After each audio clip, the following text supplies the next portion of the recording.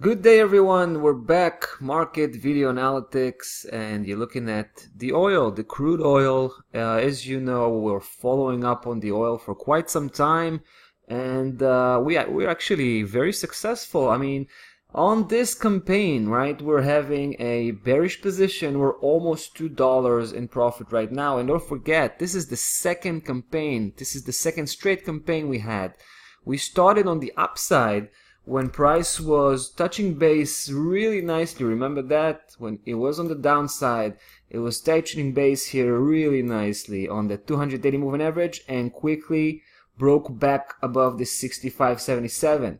That was the cue. And we started to chase price upwards towards the 70.64 level, right? The mid-high level.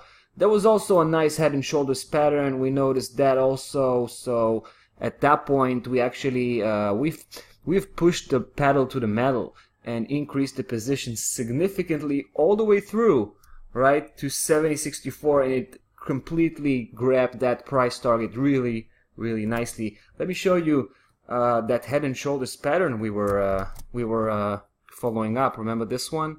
So this was the head and shoulders straight to that 70.64. Boom. Now let me take you back to the daily chart. So when we noticed that spike, right, that was just a spectacular reaction on that 70.64 and a strong bearish day. That's how it ended, and that's exactly where we flipped over, right? In a matter of a few hours, we closed the bullish campaign very successfully and flipped over into a second campaign. This time that was a bearish campaign, and we're doing pretty well so far. However, we're still pretty far from reaching our price target. Now, let me show you what I did. I actually pushed the price target, right? The official price target was at 65.77. So I decided to use that level as a secondary target rather than the main target.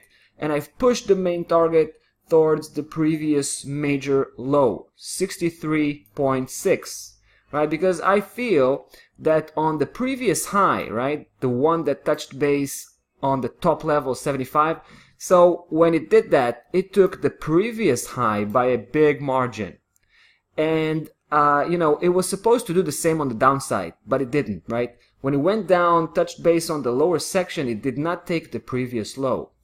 So I suspect we're still in that same downside leg. What we had here was just a typical local upside correction for this previous downside segment, and I think we're looking at the third segment that should complete that move once taken the previous low at 63.60, and then only at that point maybe turning around for a full-fledged upside reversal.